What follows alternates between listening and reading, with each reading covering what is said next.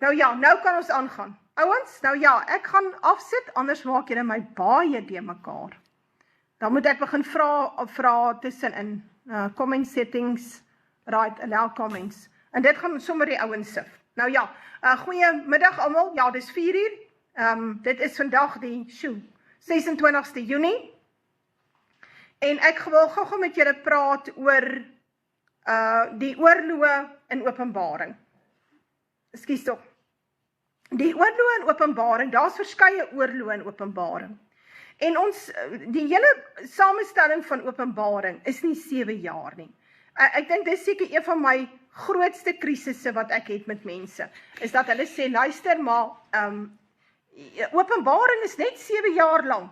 Openbaring gaan oor die groot verdrukking, en dis net 7 jaar, en iewers in die 7 jaar gaan ons weggeraak word, en moenie worry nie, die res van Openbaring maak nie eintlik saak nie, want ons gaan nie hier wees om dit te beleef nie. Nou dit is 'n groot mistasting. So ek het gedink, laat ons bietjie praat oor Openbaring, en ek wil begin by Openbaring 13. Openbaring 13 is 'n sleutel, 'n belangrike sleutel om 'n deel van die waarheid van Openbaring oop te sluit. Nou, ek het Daniël baie mooi uitgelê, en ek het baie Daniël leringe, seker maklik 20 in totaal, so ongeveer 20 ure, want Daniël is 'n baie belangrike en 'n baie interessante boek. En ek het, vader het na my toe gekom, en toe sê hy vir my, jy moet Openbaring gaan uitlê vir die volk. Toe dink ek, maar ek sien nie kans vir Openbaring nie. En ek het gaan soek vir iemand, is daar nie dalk mense wat klaar van Openbaring verstaan nie? En dan kan ek nou net hulle leerlinge oorgooi vir my groepe, en vir die mense wat op my WhatsApp groepe is, en dan luister ons na daai persoon se uitleg, en man, dan is ek is reg, ek het aan my deel gedoen. En toe ek begin luister, en ek begin lees, toe kom ek agter, maar dit wat die ouens sê, staan nie in die Bybel nie. En dit wat hulle sê, stem nie ooreen met Daniël nie. En as jy Daniël nie verstaan nie, wel, dan gaan jy Openbaring nie verstaan nie. So, waar sluit Daniël aan by Openbaring? Want Daniël gaan Openbaring vooraf. Reg, hulle oorvleuel so klein bietjie. Maar Daniël gaan Openbaring vooraf. Daniël gaan oor die gebeure van die laaste 2700 jaar. Kom ons maak dit minder, 2500 jaar, 2600 jaar. En ek sal verduidelik ook hoekom ek dit sê. So, dis wat Daniël doen. Nou, daai koning, dis 'n koning, Nebukadneser, almal ken die storie van die koning van Babylon. Hy gaan en hy het hierdie besondere droom van die Daniël beeld, en dis baie interessant, dat God aan 'n afgodsbidder, 'n afgods gelowige, hy glo in afgode en in Baal, en ja, God vat daai man, en hy gee hom 'n belangrike droom. En daai droom is so belangrik, dit het die weg van die geskiedenis bepaal vir die laaste 2600 jaar, give and take. So belangrik is daardie droom. Het dit van Nebukadneser nou 'n sogenaamde gelowige gemaak? Nee. Die rede hoekom God dit vir hom gegee het, is sodat God vir hom gewys het, Vader wou vir hom wys, wanneer het die koninkryke begin behoort aan Satan, en van wanneer af tel ons, dat ons sê, maar hierdie koninkryke op die aarde behoort aan Satan, en wanneer sal dit eindig? Dit is waaroor die Daniël beeld gaan, is om vir ons te wys, waar begin hierdie dinge eindig? Want dit gaan oor verstrooide Israel. So verstrooide Israel is verstrooi onder Assirië en toe Babylon, en alles wat daarna gekom het. Nou, interessant, die Daniël beeld begin nie by Assirië nie. Hoekom nie? Die Daniël beeld begin by Babylon. Why not? Ek meen, voor Assirië was Egipte 'n wêreldryk. Ek meen, is dit ook nie belangrik nie? Ja, maar dit gaan hier oor die verstrooide Israel. So teen die tyd dat Babylon, Juda en Benjamin wegvoer, toe is al 12 stamme in verstrooiing. En van daar af is al 12 stamme in verstrooiing, en sal hulle in verstrooiing bly, totdat ons hier by die voete koninkryk kom. tot dan sal ons by hierdie verstrooide Israel wees. Israel is nog nooit verenig nie, hulle is nie in 1948 by mekaar gemaak nie, dis wat die Rothschilds in die Britannia het die Joodse staat gestig. Dit het met Israel net mooi niks uit te waai nie. Die Israel van die Bybel, die verstrooide Israeliete, het miljoene mense geword, soos God gesê het, miljoene, nie 15 miljoen nie, nie 16 miljoen nie, die Jode is nie meer as 16 miljoen nie, ek het nou die dag getalle gaan kyk. Die blanke volkere was op 'n stadium oor 1 miljard. So, meer as 1 billion people. Hulle was eintlik veel meer as dit. Maar nou moet jy gaan dink, 40 miljoen mense is dood met die Tweede Wêreldoorlog. Kom ons sê, dat net die helfte van daai mense wat dood is in die Tweede Wêreldoorlog, 20 miljoen, was blankes. Weet julle hoeveel babietjies kan 20 miljoen mense maak, as hulle nie gesterf het in die Tweede Wêreldoorlog nie? Baie babietjies. So ja, die Jode het met die oorloë wat hulle oor die wêreld gebring het, vanaf die Eerste Wêreldoorlog, eintlik al van die Anglo-Boereoorlog, tot en met nou, het hulle die blanke populasie probeer verminder. Dit is die Joodse grootste doelwit is om die blanke populasie totaal van die wêreld af te vee. Daar mag nie blankes op die aarde oorbly nie.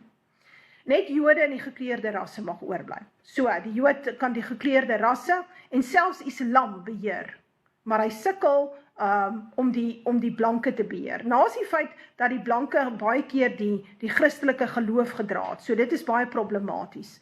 Nou, ek ons weet die Jode haat Jesus. So nou moet ons verstaan.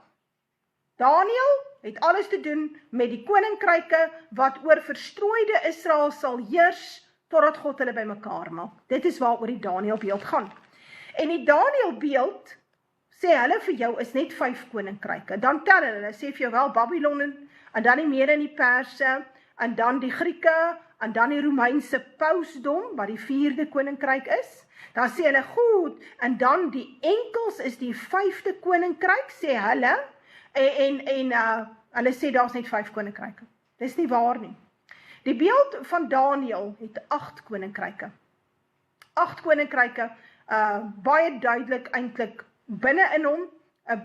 As jy mooi gaan lees, dan gaan jy dit optel. As jy luister na wat die ouens daar op YouTube leer, dan gaan jy het verkeerd lees. Dan gaan jy nie elke keer by 5 uitkom. En dan sukkel jy, want dan gaan jy nie Openbaring 13 verstaan nie. Nou ja, in Openbaring lees ons van die dier wat uit die see uitkom. Hy het 7 koppe en 10 horings, en op sy horings is 10 krone, en op sy kop 'n naam van godslastering. En die dier wat hy gesien het, lyk soos 'n luiperd, en hy het pote soos die van 'n beer, en sy bek is soos die bek van 'n leeu, en die draak het hom sy krag gegee, sy troon en sy groot mag. Maar hierdie dier wat hy hier vir jou beskryf, het 8 koppe. Nou gaan die skrif, en hy verduidelik nie vir jou dadelik, daar's 8 nie. Hy sê daar's 7 koppe. Maar as jy Openbaring 17 gaan lees, dan lees jy, maar hier is iets nie lekker nie, want hier in Openbaring 17 praat hy van die 7 koppe is 7 berge waar die vrou op sit, en hulle is 7 konings, 5 het geval, en 1 is, en die ander 1 het nog nie gekom nie, en wanneer hy kom, moet hy 'n kort tydjie bly, en die dier wat was, en die is nie, is self ook die 8ste, en hy behoort by die 7 en gaan na die verderf. So daar is 8 koppe, jy sien, en dis iets wat baie mense mislees. Maar in Openbaring 13 hanteer hy die 7 koppe en hy hanteer eintlik die 7de kop. Dit is hoekom hy nie daar by Openbaring 13 karm met 'n 8ste kop nie. So hy gaan praat oor die 8ste kop eers hier in Openbaring 17. Reg. So in Openbaring 13 sien ons 'n dier. En 'n dier het te doen met groot koninkryke, sterk koninkryke. Dit is wat 'n dier is, reg. En dit verwys, daai 8 koppe, verwys na die 8 koninkryke, wat eintlik in die Daniël beeld is. So wat jy moet doen is, jy begin met die Daniël beeld. Jy sê wel, die eerste kop is Babylon, die tweede kop is die Mede en die Perse, die derde kop is Griekeland, die vierde kop is die pausdom, wat 1260 jaar regeer het. Dit sê, die Bybel gee vir ons die getal, ons hoef hom nie uit te dink nie, staan in Openbaring 12, en Goed, maar nou sit ons, wel wat nou van 5, 6 en 7, nou wie's hulle? Nou as jy na hierdie kenmerke gaan kyk, van al 4 hierdie koninkryke wat ek nou net genoem het, was hulle almal superpowers. Hulle was groot koninkryke, hulle het geregeer oor groot dele van die Midde-Ooste, selfs dele van Afrika, bietjie in Europa en so aan. Hulle het geregeer oor verstrooide Israel. Dit is 'n kenmerk van hulle. En hulle was almal groot, sterk militêre magte. En wanneer hulle in beheer was, wel, dan het hulle alles oorheers, totdat hulle krag getaan het, totdat hulle intern so verrot geraak het, dat hulle in mekaar stort. En dan is daar 'n ander koninkryk wat kom, wat al 'n sterk militêre opbou het, en hulle oorneem. So, na die pausdom geval het in 1798 na Christus, na 1260 jaar wat hulle regeer het, wie was toe die superpower in die wêreld?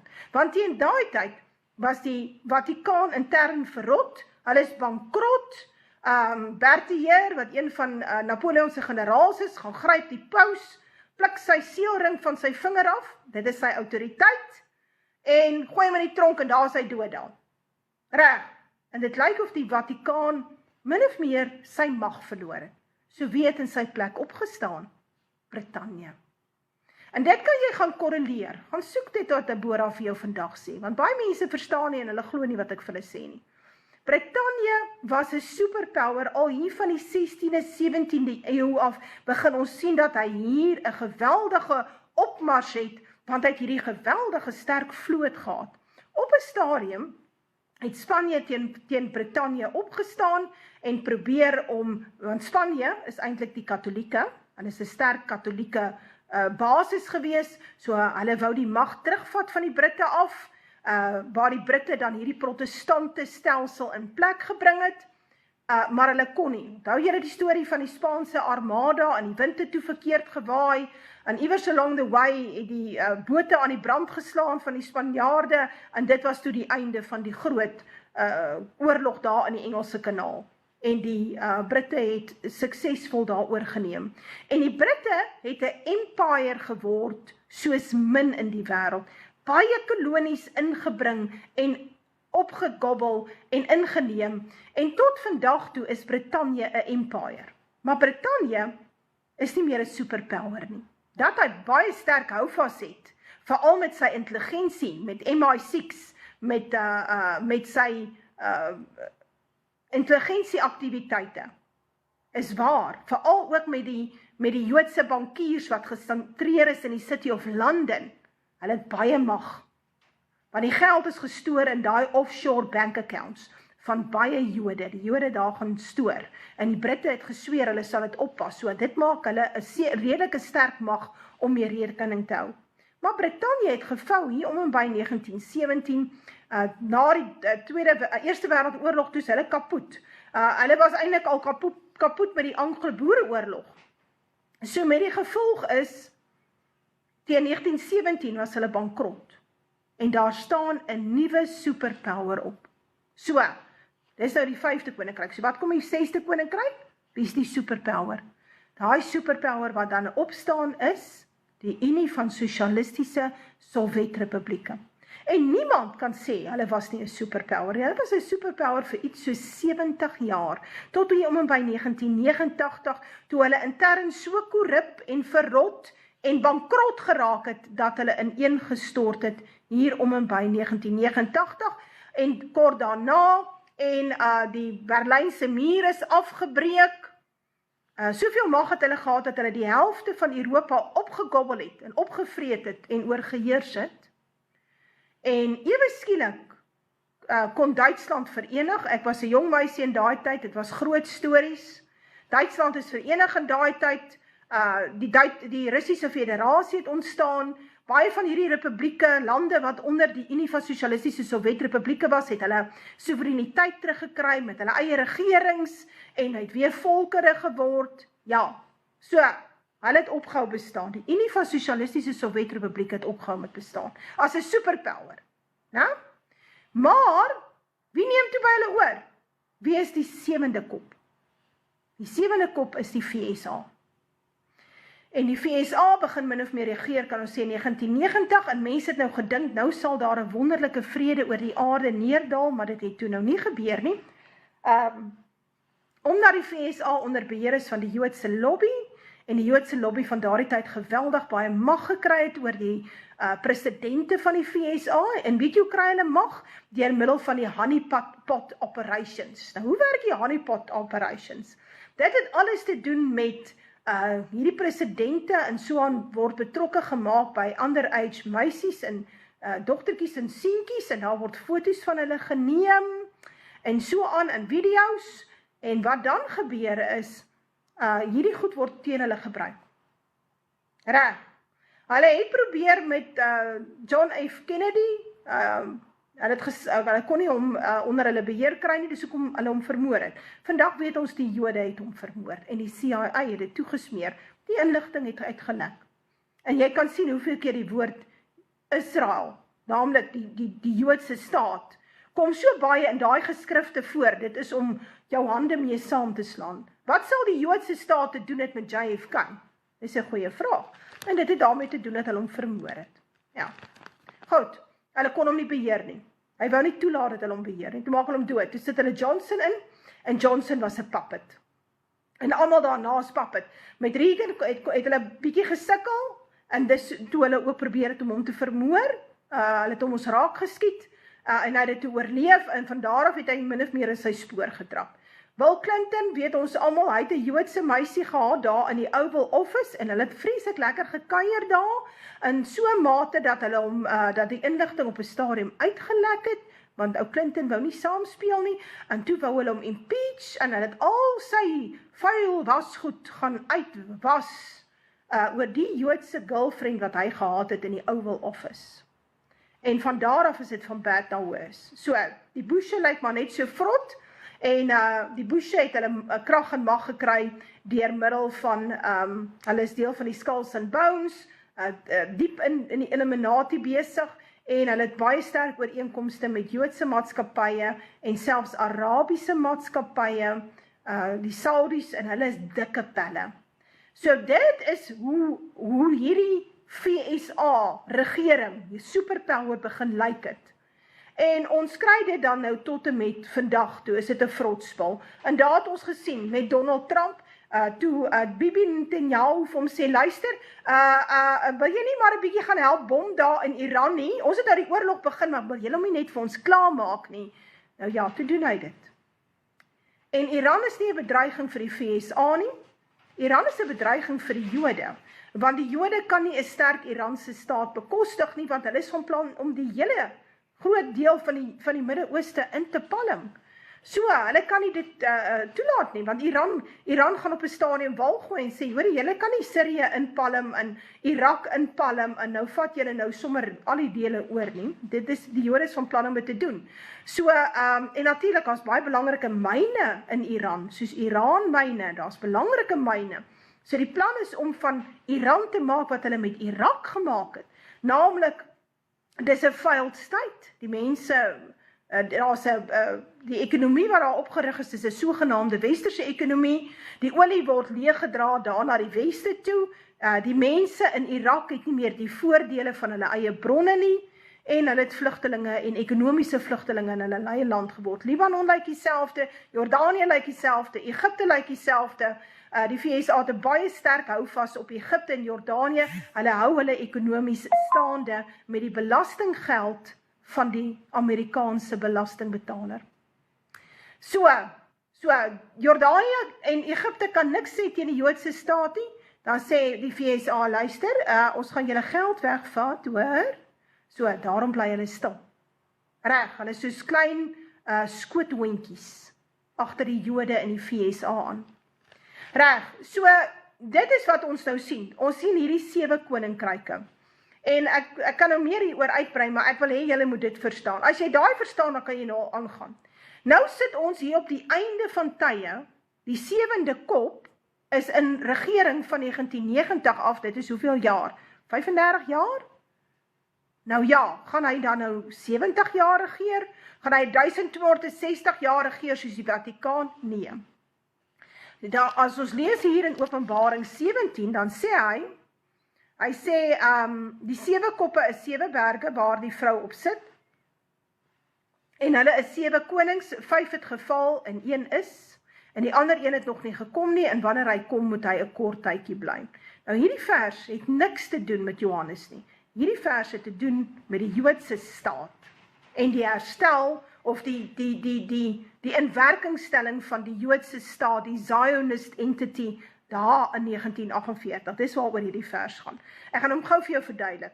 Hy sê daar, die 7 koppe, is 7 berge, is 7 koninkryke, so 7 superpowers, hy sê dit. Nou, dan sê hy, 5 het geval, so hulle is nie gelyktydig nie, 5 het geval, 1, 2, 3, 4, 5, dan sê hy, en 1 is. Onthou hy beskryf die koms van die Joodse staat, hy beskryf die koms van die hoer op die dier, en hoe doen hy dit? Hy sê vir jou, van hierdie 7 konings, het 5 reeds geval, en 1 is. So hulle regeer nie gelyktydig nie, hulle neem met mekaar oor, hy sê dit vir jou. So, wanneer is die Joodse staat gestig? In 1948, in die tydperk van die 6de kop. So wie het regeer? Wie was die 6de kop? Unie van Sosialistiese Sowjetrepublieke. So in die tyd van kommunistiese Rusland, het daar 2 belangrike dinge tot stand gekom. In 1948 die Joodse staat, wat die hoer op die dier is, en in 1929 het die Vatikaan, die pausdom, mag teruggekry. Nie as 'n superpower nie, maar as 'n hidden hand. Die hand agter baie belangrike politieke besluite en oorloë en so aan. En die Jode en die Vatikaan is op hierdie stadium nog in 'n alliansie. Hulle is nie noodwendig baie lief vir mekaar nie, maar daar is baie sterk samewerking vir sekere gemeenskaplike doelwitte. Ons sal sien dat dit later verander. Reg. So hy sê, hulle 7 konings, 5 het geval, 1 is, en die ander een het nog nie gekom nie. En wanneer hy kom, moet hy 'n kort tydjie bly. So gaan hy lank regeer? Nee. 35 jaar dink ek is min of meer sy limits. Om presies te wees, na aanleiding van die gebeure met Rusland, China, Iran, die opkoms van die Global South, die BRICS-nasies, sien ons dat die VSA se mag en krag besig is om te taan, veral ekonomies. Dit is nie meer 'n ekonomiese sterkpunt in die wêreld nie, en NAVO wat saam met die VSA staan, dit lyk sleg in Europa, want NAVO en die VSA het Europa gesaboteer. Reg, maar goed, kom ons kom terug.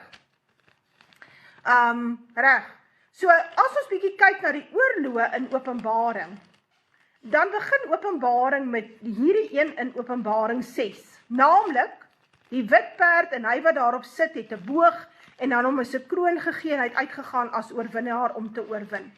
So wie is dit? Dit moet die 7de kop wees. Die koning van die noorde, ons sal nou lees waar praat hy daarvan, en hy is 'n oorwinnaar. Hoekom? Want hy is 'n superpower. Hy het oorgeneem by die Unie van Sosialistiese Sowjetrepublieke en hy het uitgegaan as 'n superpower, as 'n oorwinnaar. En het hy baie oorloë geveg? Ja. Kom ons stel. Hulle het in die Balkans, weet ek, het hulle op 'n stadium gebom, hulle het Servië gebom. So hulle was betrokke by daai oorlog in Tsjechoslowakye, daai area. Hulle is nou betrokke in die oorlog in Oekraïne. Irak het hulle onleefbaar gemaak. Afghanistan was hulle 20 jaar in, en na daar 20 jaar om teruggegee vir die Taliban, na triljoene dollars, en baie seuns en dogters wat dood is daar.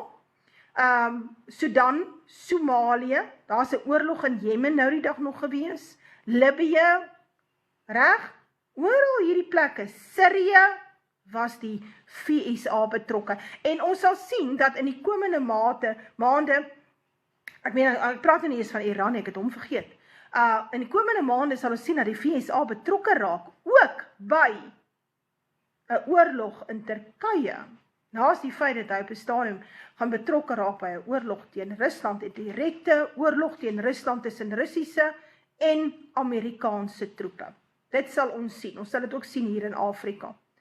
So, dit is wat hy van praat, want Openbaring 6 gaan oor die 3de wêreldoorlog. Dit is waaroor Openbaring 6 gaan. Reg, ek gaan nie kan klaar kry met alles wat ek wil sê nie, so, ek gaan kyk hoe ver ek kom, en dan sal ons 'n tweede deel maak. Reg, so, en dan praat hy van die tweede seun is oopgemaak, en 'n ander perd, 'n vuurrooi, het uitgekom, en aan hom wat daarop sit, is dit gegee om vrede van die aarde af weg te neem, en dat hulle mekaar sou doodmaak, en 'n groot swaard is aan hom gegee.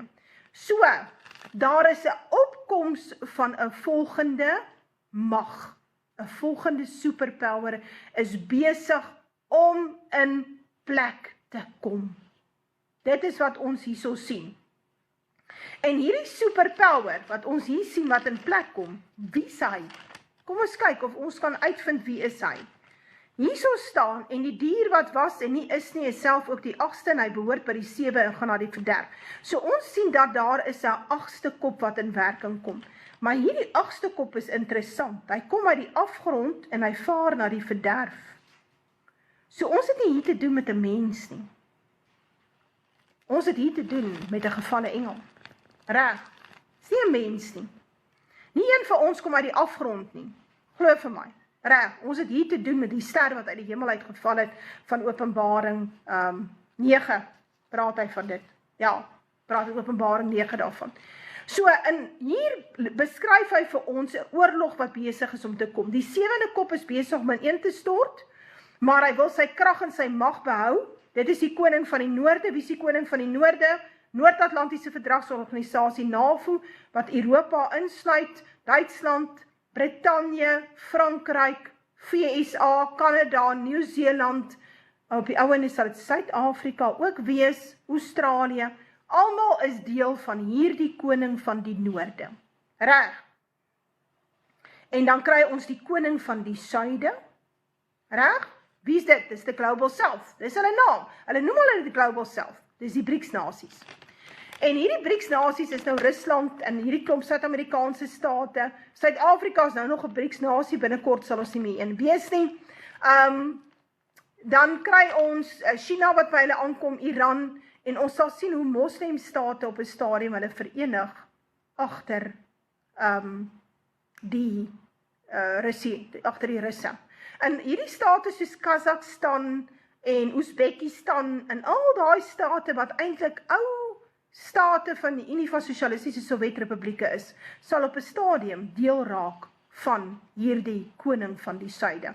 En ek wil vir jou wys net waar praat hy van die koning van die suide. Hy doen dit hier in Daniël 11. So in Daniël 11 begin hy praat van 'n koning van die suide en 'n koning van die noorde.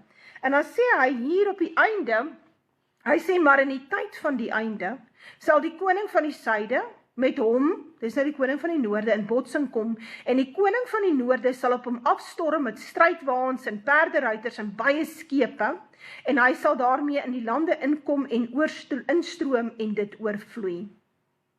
Hy sal ook gaan staan in die pragtige land, hy sal kom in die pragtige land is Europa, en baie sal struikel, maar hierdie sal uit sy hand vry raak, Edom en Moab en die beste deel van die kinders van Ammon.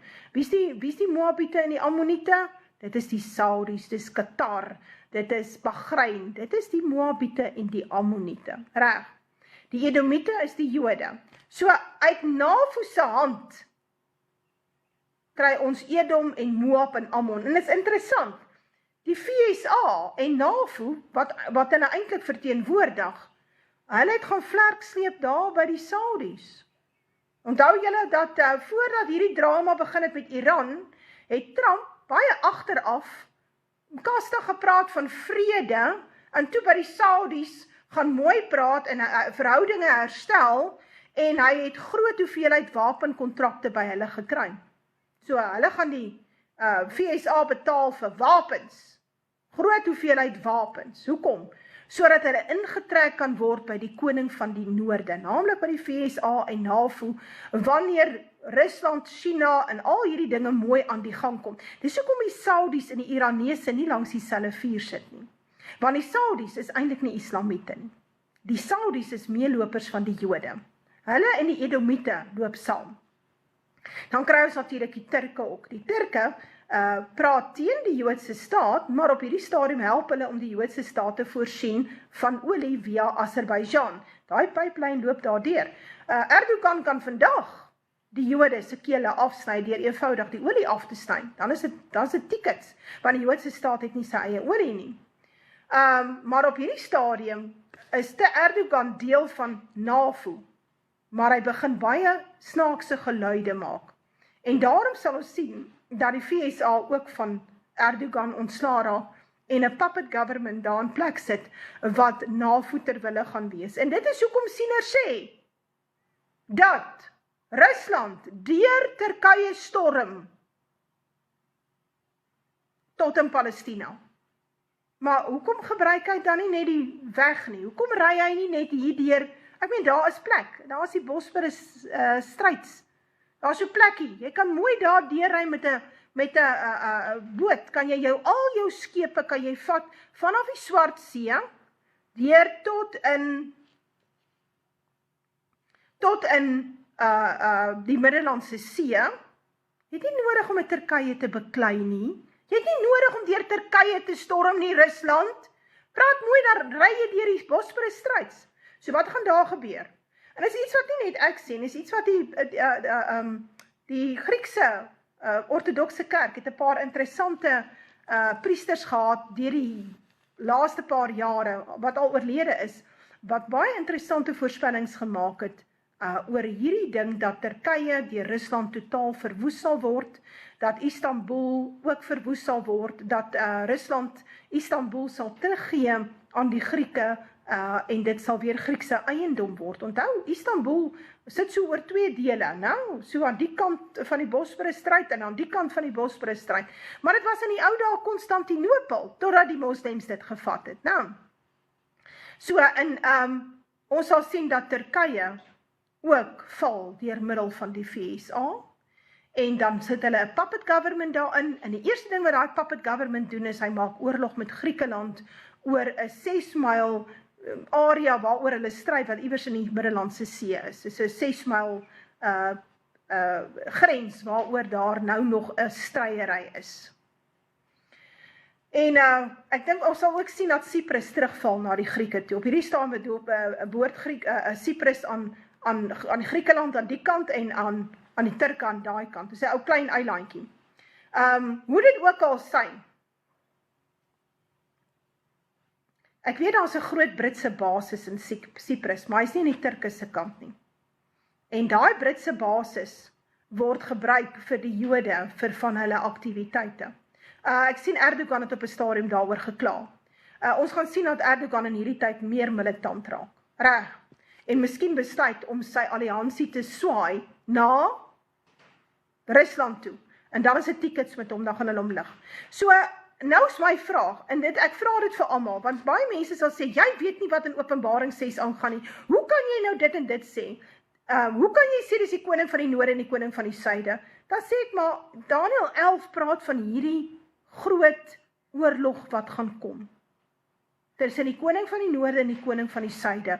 Waar praat die Bybel ooit weer daaroor? Waar? En die antwoord is in Openbaring 6. So as hierdie oorlog so belangrik is, want hy sê, en hy sal sy hand uitsteek teen die lande, ook Egipteland sal nie vrykom nie. Egipteland is te doen met Afrika. En hy sal mag hê oor die skatte en goud en silwer, oor al die kosbarehede van Egipte, dis Afrika, terwyl die Libiërs en die Kusiete sy voetstappe volg, maar gerugte uit die ooste en die noorde sal hom verskrik. Daarom sal hy met groot woede uittrek en baie mense verdelg en met die banvloek tref.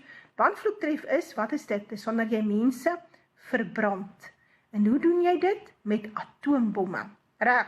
En hy sal sy paleistente opstaan. Nou, okay, so hy praat hier van 'n baie benoude tyd. Hy sê, in die tyd, hy sê, en dit sal 'n tyd van benoudheid wees, soos daar nie gewees het van het 'n volk bestaan het tot op die tyd nie, maar in die tyd sal jou volk gered word, elkeen wat in die boek opgeskrywe staan. Raai, daar staan nie, in die tyd sal almal gered word, almal wat se naam in die boek van die lewe staan nie. Daar praat, in die tyd sal jou volk gered word, elkeen wat se naam, elkeen van jou volk wat se naam in die boek van die lewe is. Ou moet maar net mooi gaan lees. Reg, daar staan nie redding van almal nie, daar is redding van die volk, want hulle naam is in die boek. Reg, maar, dit is wat oor Openbaring 6 gaan. En Openbaring 13 beskryf vir ons iets wat in die toekoms tot stand gaan kom. En ek gaan dit vir julle gou weer lees, dat julle verstaan, En dan het ons nog so 'n paar minute oor, dan kan ons oorgaan na die res van die oorloë wat by hierdie ding verband hou, by hierdie oorlog verband hou. En as ons hier in Openbaring 13 lees, dan lees ons, hy praat van 'n dier, hy sê hierdie dier, behalwe dat hy nou die 7 koppe, eintlik 8 koppe het, hierdie dier lyk soos 'n luiperd, en sy pote is soos die van 'n beer, en sy bek is soos die bek van 'n leeu, en die draak het hom sy krag gegee, en sy troon en sy groot mag. Hierdie dier wat hy hierso sien, is self die 8ste kop, hy sê dit, self die 8ste kop, reg? So, hy lyk soos 'n luiperd. Nou, as jy nie weet nie, die luiperd is Brittanje, goed, die beer is Rusland, en die leeu met die arendvlerke was gewoonlik die VSA. Dit staan daar in Daniël 7 en dit word al die jare nog verkeerd geïnterpreteer. Ek gaan nou weer vir jou sê, Daniël het nie 5 koninkryke nie. Daniël het 8 koninkryke. So jy moet 8 koninkryke gaan uithaal, daar in Daniël. Jy moet dit kan doen, reg? Want hierdie dier word dan nou so duidelik beskryf. So waar is sy tweede getuie? Wel in Daniël, reg? So almal sê wel, die leeu met die arendvlerke is weer Babylon, en die Mede en die Perse is nou die luiperd, of die beer, of wat ook al, en dan sê hulle, ja, en die Grieke was nou die luiperd. Nee. Daai 4 koninkryke wat genoem word in die Daniël 7 uitleg, is te doen met VSA, Unie van Sosialistiese Sowjetrepublieke en Brittanje. En interessant, ek het dit nooit geweet nie. Toe Charles koning geword het, toe hy sy seël laat maak, het jy geweet die seël van die Britse koning is 'n luiperd? Ek het nie geweet nie, ek het dit nou die dag vir die eerste keer agtergekom. Reg, die beer is Rusland. Die Russe is ook genoem op 'n stadium die groot rooi beer. Dit was so in slotprente. So die Bybel is baie akkuraat. En uit die bek van 'n leeu. So, nou dit het baie keer te doen met wetgewing en so aan. Maar die leeu met die arendvlerke was altyd die VSA. En ons sien hier 'n kombinasie wat by mekaar kom. En dit het baie te doen met die VN. Want hierdie 3 nasies sit in die VN, daai hoofraad van hulle, waar hulle alles besluit. Die Russe, die Britte, die VSA, ek is nie seker wie sit nog daar nie, maar hulle is almal deel van hierdie VN, ek dink hulle noem hulle die Veiligheidsraad, waar daar 'n aantal nasies sit. Maar wat hierdie beeld interessant maak, is dat hierdie 7 koppe het nie krone nie. Die 10 horings het krone. Reg. En wanneer ons in Openbaring 12 lees, reg, dan lees ons van presies dieselfde dier. Hy praat van 'n draak, hy sê, daar's 'n draak wat in die hemel verskyn, 'n groot vuurrooi draak, 7 koppe, 10 horings, en op sy koppe is 7 krone. So hy lyk dieselfde min of meer as hierdie ene, maar die koppe het hierdie kant krone, en die kant het die horingskrone. So, wat sê hy vir jou? Hy sê vir jou, hierdie beeld wat hy hier vir jou wys op 'n tydperk in die toekoms, waar die krag en die mag gegee word as 'n heerskappy aan hierdie 10 nasies. Hulle sal die krone dra. En wie is hulle? Hulle is almal deel van die 8ste kop. Die 8ste kop sal op 'n stadium oor hulle heers. En hy verduidelik hulle mooi. Hy sê hierdie 8ste kop, en die 10 horings wat jy op die dier sien het, hulle sal die hoer haat en haar verlate maak en naak en haar vlees eet en haar met vuur verbrand. Nou dit is die Joodse staat. Daar's baie mense wat sê, dit kan nie die Joodse staat wees nie, dit is die VSA. Wat ek vir jou sê, as die VSA met vuur verbrand word, dan sal daar van die Joodse staat ook niks oorbly nie. Want die Joodse staat en die VSA in Brittanje is Siamese twins. Hulle is 'n drieling wat so aan mekaar sit. Een lyf met 3 koppe. So, die Joodse staat sal nie behoue bly in hierdie tyd nie. Ek is nou jammer om dit vir jou te sê. Nou is die feit dat Openbaring 11 vir jou sê, die groot stad is die plek waar ons Here gekruisig is. Maar hierdie 10 horings, luister mooi, wat sal hierdie 10 horings doen? hierdie 10 horings sal iewers in die toekoms teen die lam oorlog voer. So waar gaan hy teen die lam oorlog voer? Wel, ons lees dit hier in Openbaring 19, praat hy van, en ek het die dier en die konings van die aarde en hulle leers versameld gesien om oorlog te voer teen hom wat op die perd sit en teen sy leer. Reg. So hy sê dat iewers in die toekoms, nadat hulle die hoer op die dier, die Joodse staat vernietig het met vuur, sal hierdie nasie steeds bly bestaan, hierdie 10 horings, en hulle sal optrek teen die lam. So hy sê dit vir jou. En dis nie een oorlog nie, dis 2 verskillende oorloë. En ek gaan dit nou vir jou wys. En soos ek sê, ons gaan nie klaarmaak nie, maar ek sal weer daaroor praat. As ek genoeg moed het, dan sal ek môreoggend daaroor praat. Reg. Hierdie Openbaring 6, waar die koning van die noorde en die koning van die suide teen mekaar optrek, is dan die 3de wêreldoorlog. En ons is sterk op pad na die 3de wêreldoorlog. NAVO verduidelik vir sy mense op 'n gereelde basis. Die Duitsers is nou die dag gesê, julle moet ekstra kos en water bymekaar maak, want hier kom groot drama en ons verwag die Russe gaan ons inval. Daar's in hierdie week is daar deur die Britse regering aan die Britte gesê, julle moet julle gereed maak, want hier kom 'n oorlog met Rusland, julle moet kos opgaar en medisyne en water, want ons verwag groot drama met Rusland. So is hulle besig om hulle mense te program vir 'n oorlog wat kom? Yes, dit kom. Natuurlik.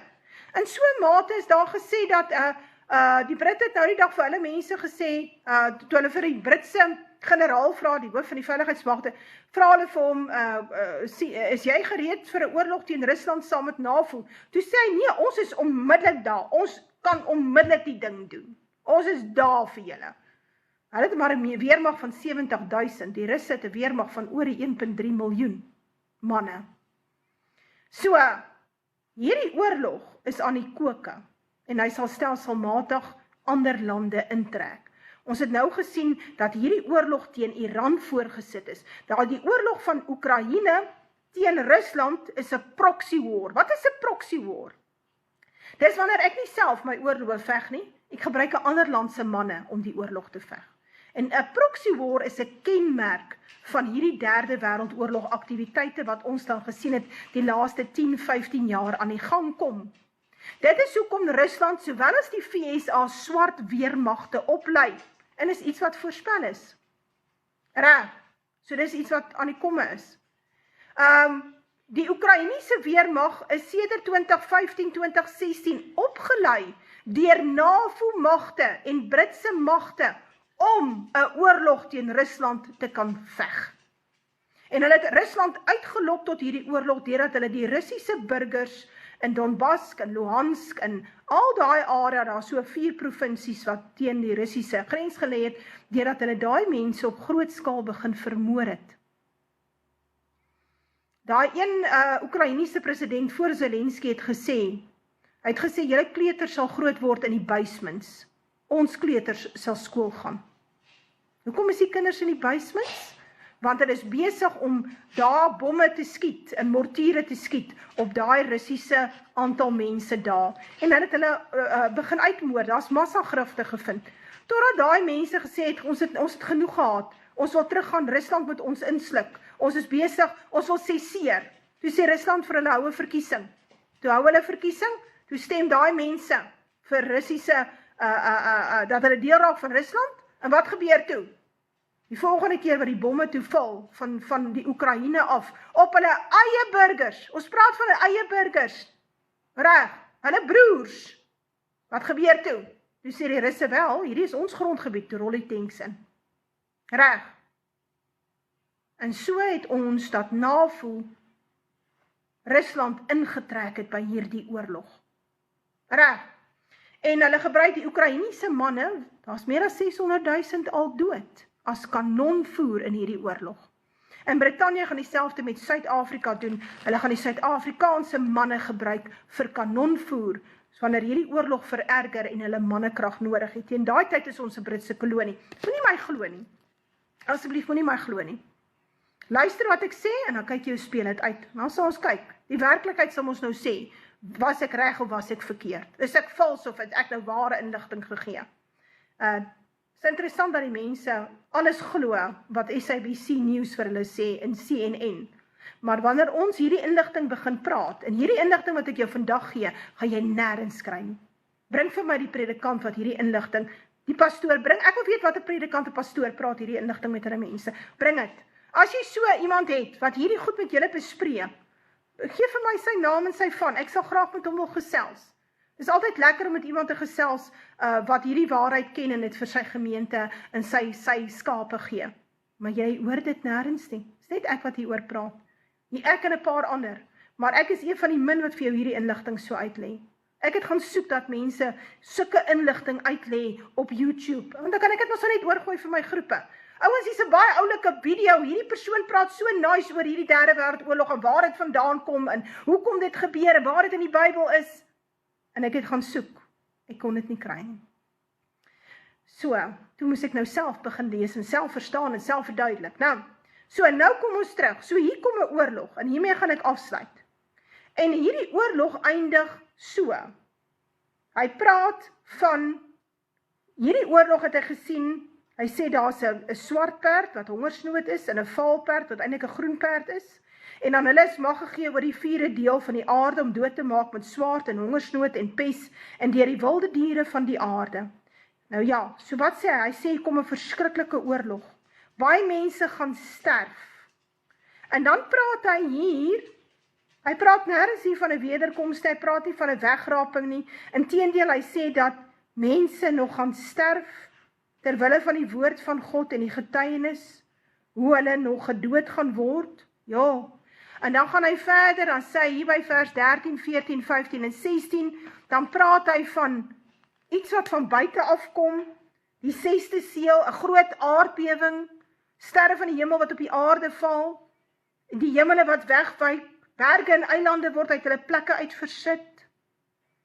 En dit is so 'n groot kataklisme, en ek het al hieroor gepraat, gaan kyk my ander video's, dat die konings van die aarde, die grootes en die rykes en die owerstes oor 1000 en die magtiges en al die slawe en al die vrye mense, het hulle weggesteek in die spelonke en in die rotse van die berge.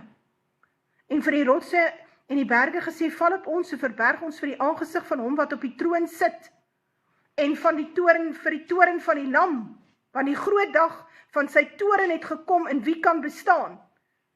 Nou vra ek vir jou, klink dit vir jou soos Jesus wat kom op die wolke, saam met sy engele, en nou gaan hy 'n oorlog veg? Nee. So, wat ons hierso sien in Openbaring 6, is die groot Magog-oorlog, Gog en Magog-oorlog van Esegiel 39.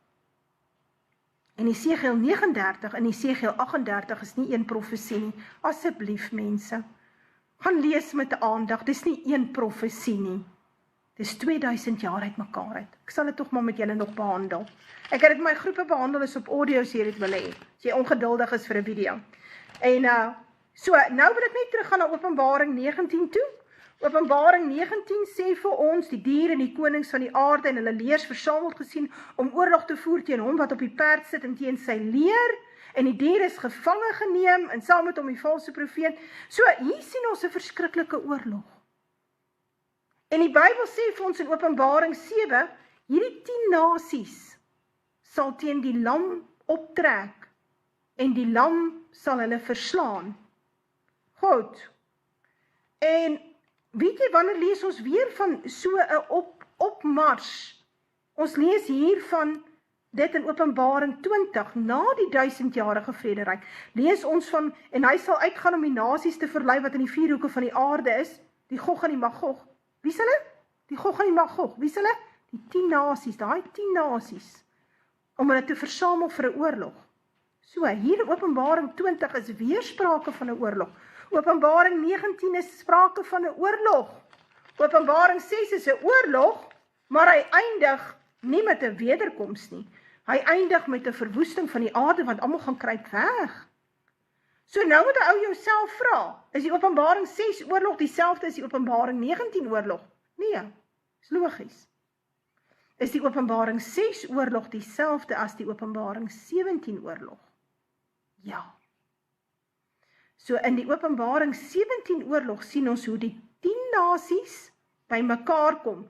Dit wil sê, in hierdie derde wêreldoorlog, wat ons hier lees, van die koning van die noorde en die koning van die suide, die wit perd en die rooi perd, in hierdie tyd, wat hierdie nasies teenoor mekaar kom, sien ons die geboorte van die 10 nasie koninkryk.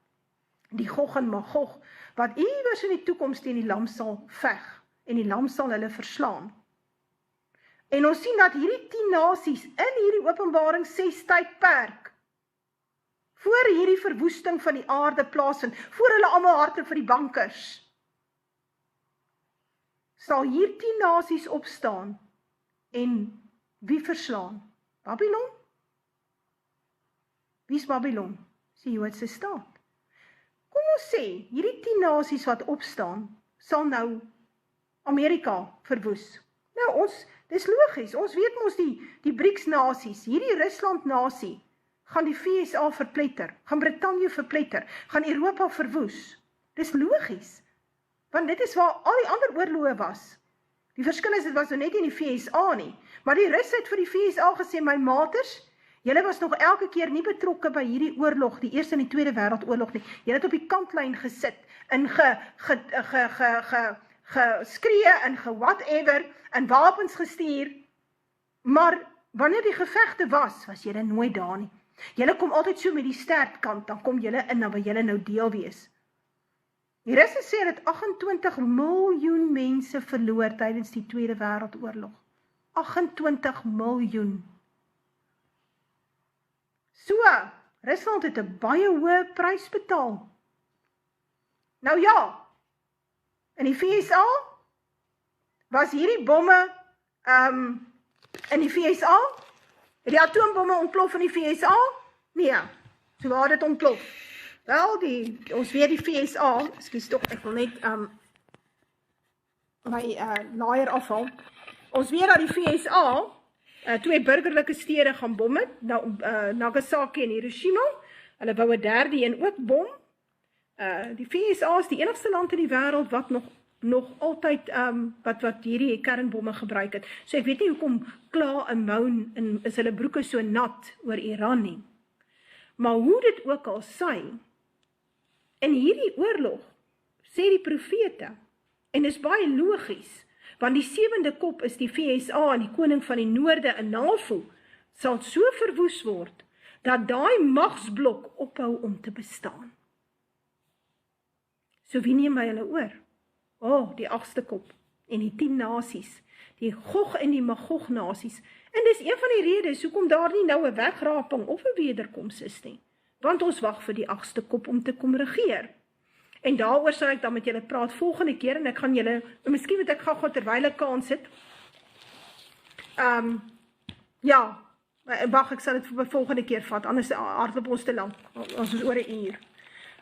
Hierdie derde wêreldoorlog gaan 'n totale verwoesting veroorsaak van Europa, Brittanje, Kanada, VSA, selfs hier in Suid-Afrika, totale verwoestings wêreldwyd, Australië, Nieu-Seeland, niemand sal hierdie oorlog ontkom nie. Almal gaan hom deurgaan. So as jy dink jy gaan voor die tyd weggeraap word, dan het ek vir jou slegte nuus. Jy staan in die derde wêreldoorlog, so miskien moet jy gaan vra, waar is die wegraping, aangesien dit reeds begin het. En dan praat ek nou nie eers dat hy eindig met die verwoesting van die aarde nie, hy eindig met 'n baie groot aardbewing, en die son het geword soos hare gesak, en die maan het geword soos bloed. En dit is wanneer daar baie onsuiverhede in die lug is, dan kry ons dit. So iets het die aarde getref, naamlik 'n baie groot meteoriet. En dit veroorsaak dat al die vulkane aan die ontploffen raak, groot aardbewings, modderstortings, skeure, tsunamies sal oor die aarde rol. So die aarde sal vir dae, weke lank vibreer. En aardbewing sal hardloop, heen en weer. En dit is hoekom hierdie ryk mense en die elites vir hulle hierdie massiewe bankers gaan bou het. Sodat hulle self kan gaan wegsteek wanneer hierdie dinge, hierdie toren van die lam oor die aarde kom. So, 'n ou moet jouself die vraag vra, is hier 'n wederkoms? Nee. Is hier 'n wegraping? Ook nie. Ons sien dat dan baie mense hulle self gaan wegsteek in die spilonke. en sê, ons is bang vir hierdie ding wat oor die aarde kom. So, wanneer sal die nasies dan nou optrek teen die lam? Wel, wanneer daar 'n herstel plaasgevind het, wanneer hierdie nasies weer bymekaar gekom het, né? Wanneer hulle magsbasis bymekaar gebring het, wanneer hulle wapens begin maak het, wanneer hulle ekonomiese stelsel opgerig het, dan sal ons sien in die verre toekoms hoe ons 'n Openbaring 19 oorlog gaan hê. En as jy dit nie verstaan nie, dan verstaan jy van hierdie openbaring niks nie. En ek weet baie mense klou vas aan hierdie wegraping, want hy sien nie kans vir dit wat kom nie. Maar ek moet jou inlig, dit kom nie. Daar's nie 'n wegraping. So, jy moet nou verstaan, jy moet gereed maak daarvoor. En as jy verwag dat jy gaan sterf in hierdie tyd, dan moet jy in elk geval sorg dat jou saak reg is. So, irrelevant, watter kant toe dit gaan, jou saak moet in elk geval reg wees met Jesus Christus. Gaan dink maar daaroor. Maar hier's baie mense wat dit gaan oorleef. Daar's mense wat die Tweede Wêreldoorlog oorleef het. Ons weet daar gaan mense oorleef, want daar is 10 nasies wat gaan oorleef, wat op die einde opstaan teen die lam. So die idee dat alles so verwoes is, en niks is daar oor nie, en niemand is hier nie, is net die kokkerotte wat oorbly, dit is ook 'n totale mistasting. Ons sien 'n derde wêreldoorlog, en dit het baie te doen met die val van die populasie wêreldwyd, maar veral van die blankes. Ek het gesien dat Annie wat so baie praat oor, ek het nou haar naam, Jacobson, ek dink haar van is Annie Jacobson. Sy skryf baie boeke, jy kan bietjie gaan soek na haar, sy praat baie interessant op podcast. Sy sê, na so 'n kernoorlog, is die skatting dat 5 biljoen mense sal sterf, of tydens so 'n kernoorlog, of onmiddellik daarna, as gevolg van tekort aan kos en water, en medisyne en so aan. En nou sê hy vir my, hy gaan die live eindig, jy net kans dat ek toch nou net hierdie dingetjie op sy plek sit. Daar is hy. Oh man. Weet jy, nou maak het vir mens moeilik. Ok, reg. Goed. Daar is hy. Skus. So, dis wat Annie Jacobson sê. En dit gaan juis, die oorlog sal nie geveg word oor die Suidpool nie. Die oorlog word geveg oor die Noordpool, oor die Europese lande, want het gaan hier oor die vermindering van die blankes wêreldwyd, maar het gaan daaroor om hierdie blanke lande wat tot stand gekom het, uit verlore stamme van Israel, soos God hulle beloof het. Abraham het vir Abraham gesê, jy gaan baie nasies word, en daar sal konings uit jou voortkom. Nou ja, daai hele bedeling kom nou tot 'n einde, met hierdie oorlog tussen die 7de kop, en die opkomende 10 nasies mag, wat op die ouene die 10 nasies mag, die Gog en die Magog nasies sal word.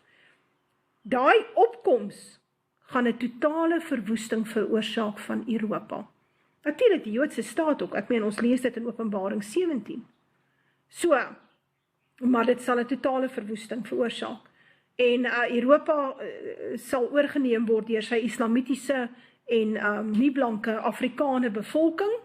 Dieselfde met Brittanje, dieselfde met Kanada, dieselfde met die VSA wat klaar oorstroom is deur Suid-Amerikaners en Islamiete en wie ook al daar almal gaan vergader.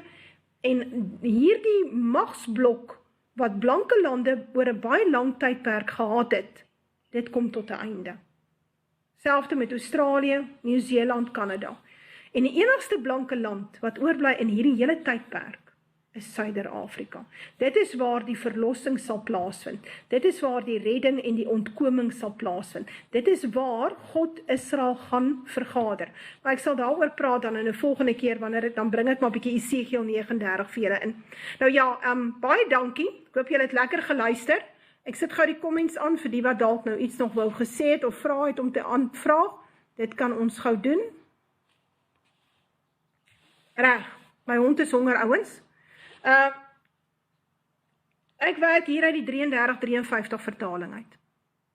Die gewone ou swart Bybeltjie. Reg.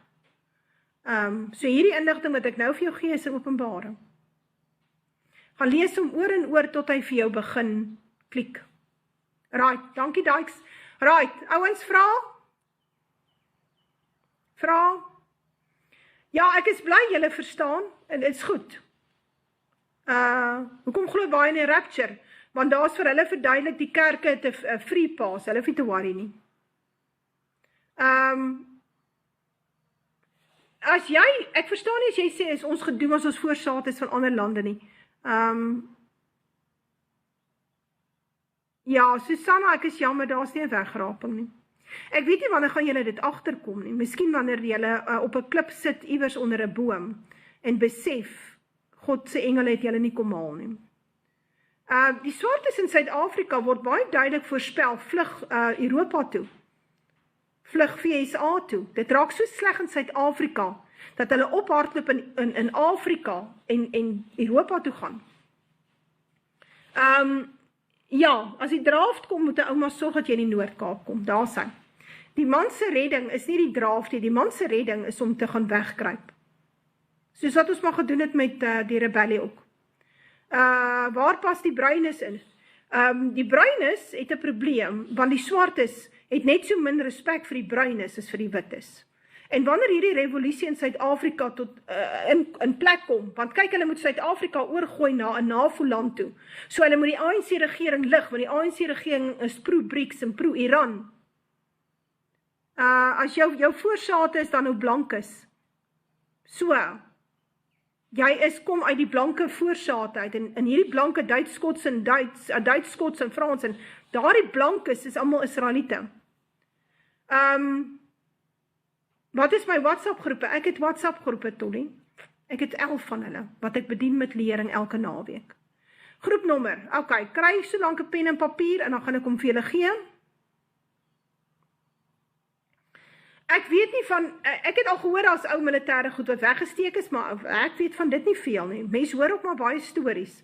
So, ek was nie daai tyd in die militêr nie, ek was 'n student daai tyd.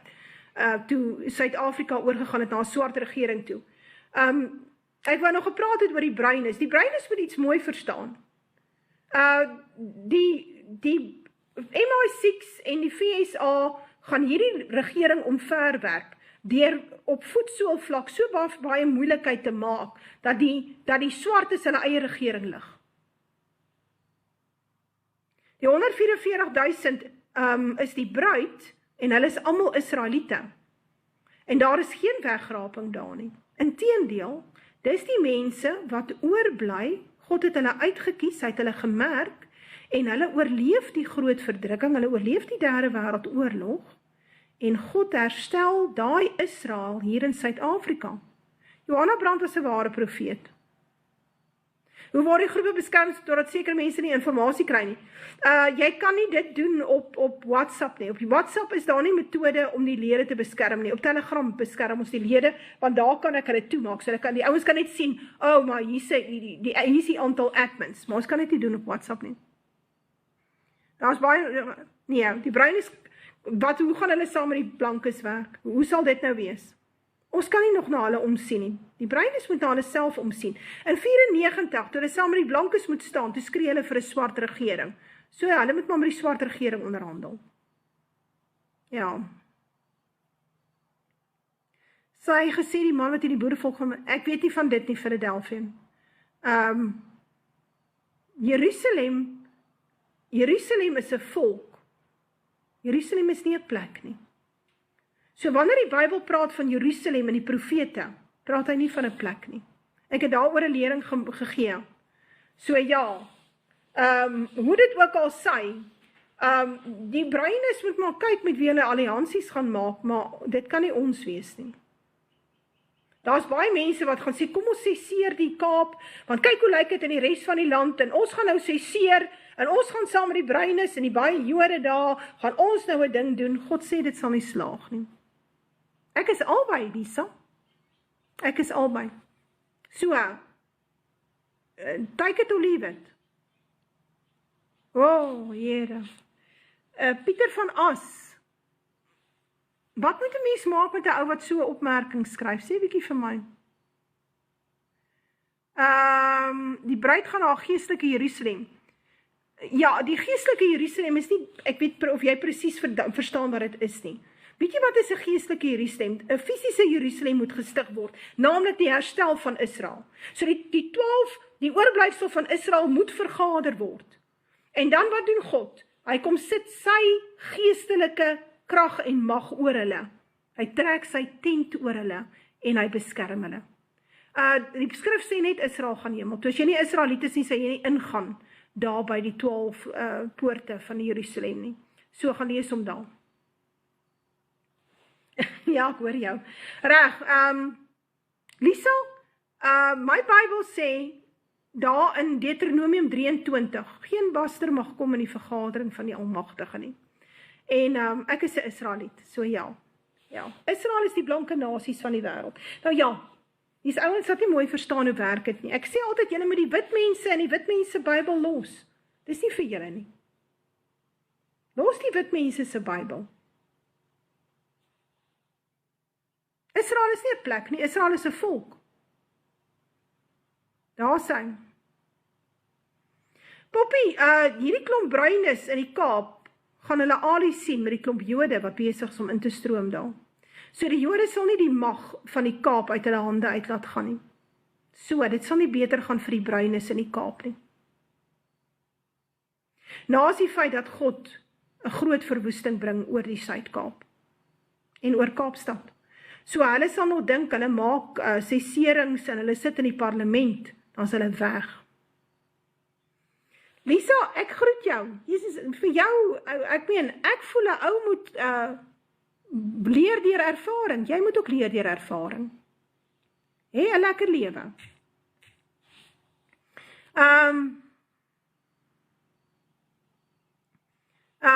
Daar is 'n fisiese herstel van Israel, François. 'n fisiese herstel, moet ek dit vir jou lees? Moet ek dit vir jou lees? Gaan lees 'n bietjie Daniël 7. Gaan lees die beeld van Daniël mooi. So ja, maar dit sal ek dan volgende keer hanteer. Ouens, mooi bly. Ek is bly ek het hierdie een gemaak, dan kan ek hom aflaai, en dan kan ek hom daar gaan sit, en my hond is honger. Sy het al kom vra. Ek groet julle. My hoenders ook. Nou, Here. As die meide vir jou begin verduidelik hoe werk dinge. Right. Goed.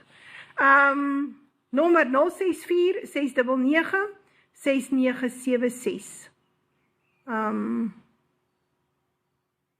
Truth seeker, daar gaan baie blanke sterf. So ja.